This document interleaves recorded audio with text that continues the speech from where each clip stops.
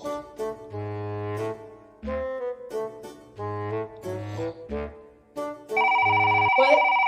Sorry, huh?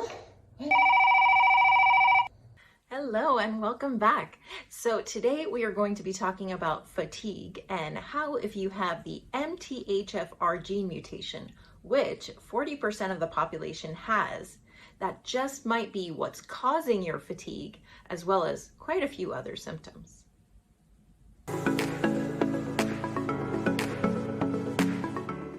So I'm coming to you today from beautiful Tel Aviv. I'm here on a layover for work.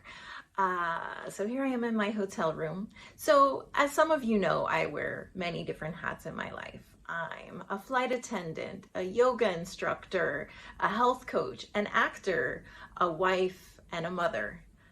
I need a lot of energy to do all of these things and to juggle them. But for years, I struggled with fatigue. So just a quick disclaimer here before we continue. I am a certified health coach. However, I am not a medical doctor. Your health is your own responsibility. So any supplementation you may take, I do recommend checking with your trusted healthcare professional first. So I promised you we're going to be talking a bit today about the MTHFR gene mutation. And I know that's a crazy looking word. Promise it's not actually an insult. It's a real thing. What you just call me? You mother! Don't make me take my earrings off. But first, just to give you a little background. So in 2016, I was diagnosed with Hashimoto's, which is an autoimmune thyroid condition. And this was shortly after starting my career as a flight attendant, about a year after. So immediately I started doing a lot of research to learn how to manage my condition. And one of the things that I came across was the MTHFR gene mutation. So in the reading that I was doing about the MTHFR gene mutation is that they said if you have an autoimmune condition, you should just assume that you have it because it's very likely that you do. Many people with autoimmune conditions do have it, and it can also cause autoimmune conditions. And my insurance at the time did not cover the test. Some insurances do not cover it. So I just assumed that I did have it. I read that you needed to just take vitamins in a more activated form. So I did that. And then I really didn't think about it much more after that. So by now you're really wondering, like, Amalia, what is this MTHFR thing that you keep telling us about? So what is it? It is a gene mutation. As I said, about 40% of the population does have this. Many do not even know it. And this mutation can lead to fatigue, anxiety, depression, cognitive function issues, as well as several other things that we're going to go into shortly. So why does it cause all these issues? So with this gene mutation, the body has an impaired ability to methylate, which is converting folic acid and other B vitamins into their active forms. So why is this a problem? So ongoing fatigue is a huge symptom of MTHFR mutation. And even though I was diagnosed with Hashimoto's and I was seeing a great endocrinologist and I was doing all the lifestyle changes that were recommended for those with Hashimoto's, which is honestly just good health in general, but it's especially important when you have an autoimmune condition. So I was doing all of those things and they all did help a lot. However, I was still finding fatigue to be an ongoing issue, and sometimes it would be better or worse than others. So I have an amazing endocrinologist, and he really urged me to get the MTHFR test. And he told me insurance might cover it, might not, but I really think you should get it. So luckily I took his advice. I did get it. So I found out that not only do I indeed have the MTHFR gene mutation, but I am actually homozygous for it, meaning I have two of these gene mutations. So that is pretty significant. So the more MTHFR gene mutations you have in your body, the more impaired your body is to methylate, and the more at risk you are for an autoimmune condition, which I do have.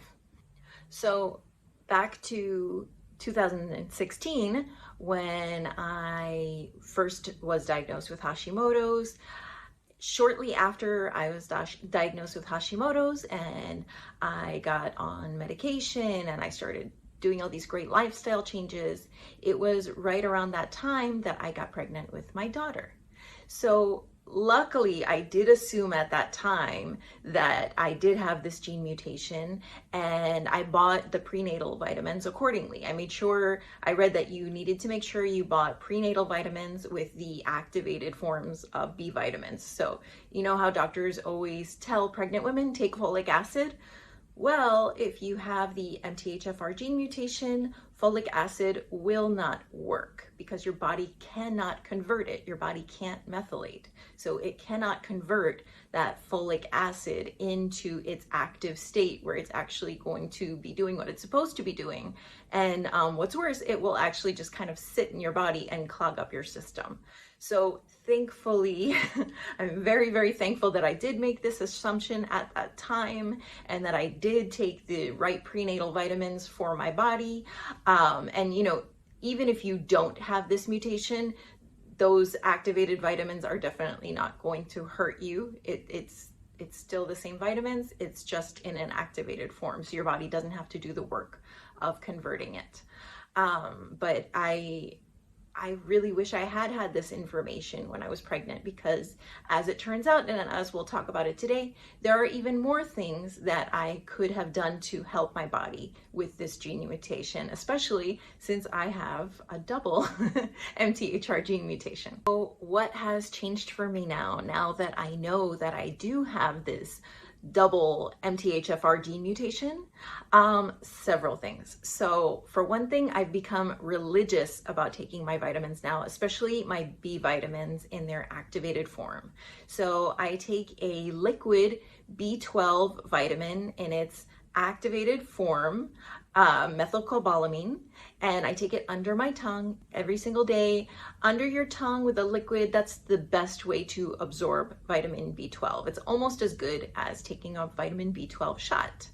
I also take a activated B complex vitamin daily. So there is a brand that I do like that I find it to be very effective because they do formulate all their vitamins in the activated form, assuming that people do have this mutation, since it will not hurt you if you don't have the mutation. I will put a link to them underneath. No, I'm not sponsored by them. I just like them. But honestly, any brand that uses folate instead of folic acid, methylcobalamin, those are good brands because they're already taking into account that there are people that cannot convert these vitamins into their active form. So what else am I doing now that I know I have MTHFR, double MTHFR? Try saying that 6 times fast. So I am eating tons of cruciferous vegetables because this mutation also means that my body has an impaired ability to detoxify naturally. So I have to do things to help it detoxify. Because, you know, we live in kind of a toxic world, right? And I'm on a plane a lot. So I eat foods like broccoli, cabbage, I love my kimchi, cauliflower, kale. Those are all cruciferous vegetables, which are amazing at helping your body detoxify. I exercise regularly because we also detoxify through our sweat. Also, exercise is just so good for you. I take magnesium regularly, which is a critical mineral. It helps our body detoxify. And I avoid foods containing large amounts of mercury, such as tuna or swordfish.